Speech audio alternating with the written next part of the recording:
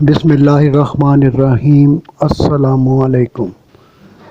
پارہ ہشتم، سورۃ الانعام، رکوع نمبر 19۔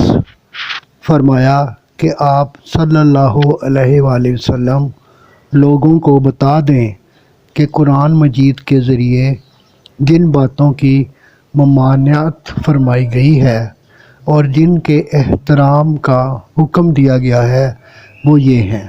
نمبر 1، اللہ کے ساتھ کسی کو شریک نہ کرو۔ نمبر 2، ماں باپ کے ساتھ نیکی کرو۔ نمبر 3، مفلسی کے ڈر سے اولاد کو ہلاک نہ کرو، رازق ہم ہیں۔ نمبر 4، بے حیائی اور فواہش کے تمام طریقوں سے دور رہو۔ نمبر 5، کسی کا ناحق قتل نہ کرو۔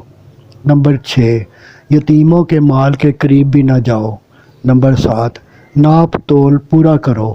نمبر 8، تمام فیصلوں میں انصاف سے کام لو۔ نمبر 9، اللہ کے ساتھ کیے عہد و پیمان کو دل و جان سے پورا کرو۔ اللہ نے تم کو یہ حکم اس لیے دیا ہے کہ تم نصیحت پکڑو اور سیدھی راہ پر چلو اور بھٹکنے سے بچ جاؤ۔ صدق اللہ العظیم۔